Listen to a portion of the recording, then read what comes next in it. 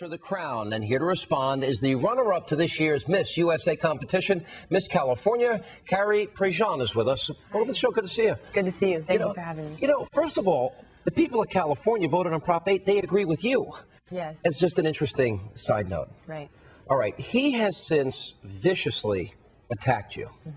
What's your reaction?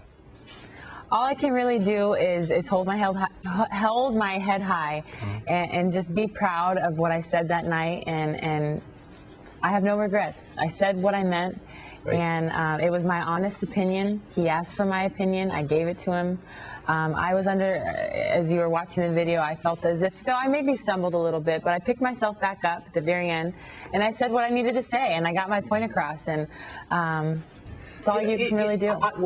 If he's going to ask a question, it shouldn't be based on what your answer is.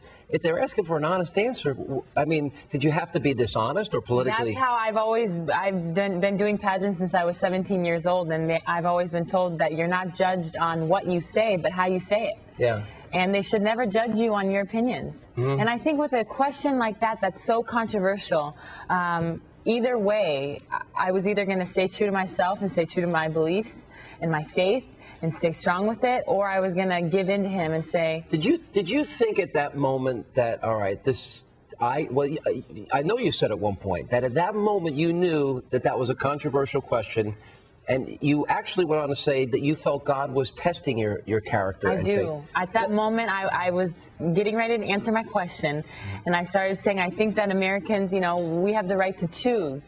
But then something inside of me said, Carrie, stand up for what you believe in and say what you feel and represent the majority of California.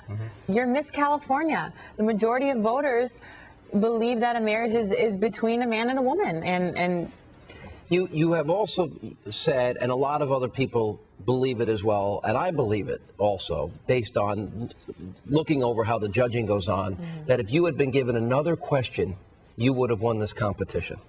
I can't tell you how many times I've heard that. And you think so? I honestly think that if I was not asked that specific question, I was prepared enough to answer pretty much any other question that there was. But you don't care.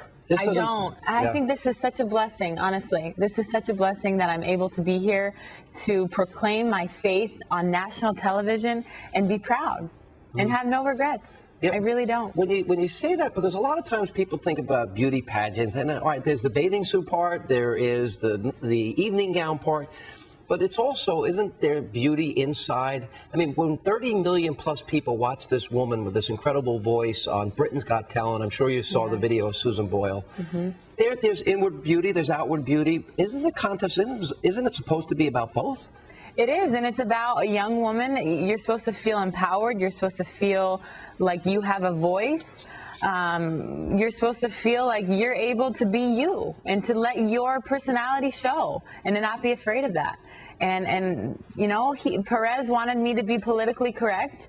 I'm sorry that I wasn't politically correct. I wanted to be biblically correct and state what I feel and what's true to my heart and what's true to my faith, and it is what it is. What did you think when he went on this rant and actually used the B word? I mean, I can't think of anything more vicious, more mean, more insulting, more degrading.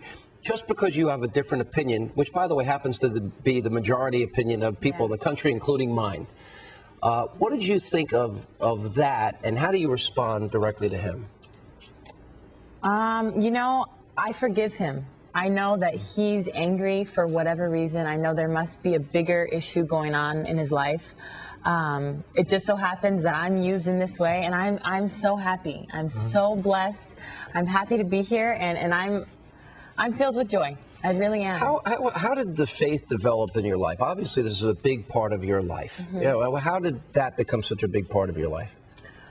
Just the way that I was raised. You know, my parents raised me to have integrity, to you know, to believe in God, to believe that Jesus Christ is my Lord and Savior. And I'm not here to press my views on anyone else out there. I happened to be asked a very controversial question on national television in front of millions of people.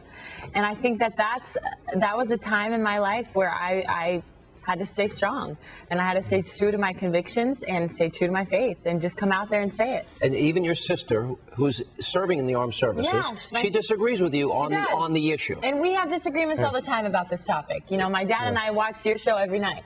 And my sister will call in and she'll talk to us, and we'll have little debates here and there. And well, I'm going to get you and your sister on. Maybe we'll have you two debate together. That might be a lot of fun. But it's okay. We agree to disagree, and that's fine. And that's what's great about being an American, is that we're entitled to our own opinion. What's the next step for you? What would you like to have happen in your career?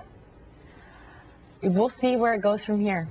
I would hope to maybe become a motivational speaker and speak to young people about following your heart and staying true to yourself and not being afraid, just being, being fearless. Don't be afraid to stand, to stand apart from what's the norm and politically correct. That's the biggest thing with kids. I mean, look at drugs and sex and, all the pressure they have. If you could, in 30 seconds, what would you tell these kids?